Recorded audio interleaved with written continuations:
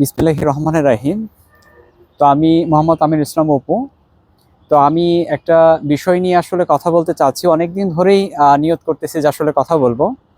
সেটা হচ্ছে আসলে আমার যে টপিকটা নিয়ে আমি কথা বলতে চাই সেটা হচ্ছে আসলে গ্যাস্ট্রিক আলসার।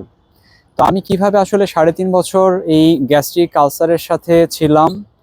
তো 3.5 বছর 4 বছর গ্যাস্ট্রিক আলসারের চিকিৎসাটা আমার কেমন ছিল, আর চিকিৎসা হওয়ার পর এখন আমি আসলে বর্তমানে কেমন আছি। তো আমি চাই যে এইটা আমি 2-3টা পর্বে আসলে আমি আপনাদের সবার সাথে শেয়ার করতে চাই।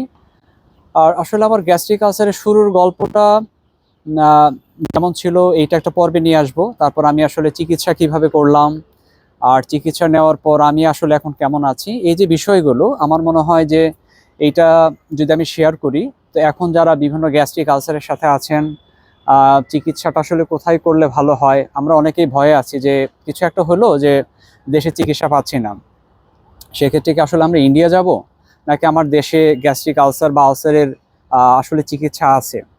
সো এই হচ্ছে বিষয়। আমি এরকম 3-4টা পর্ব নিয়ে আমি আপনাদের সাথে শেয়ার করব গ্যাস্ট্রিক আলসারের যে বিষয়টা।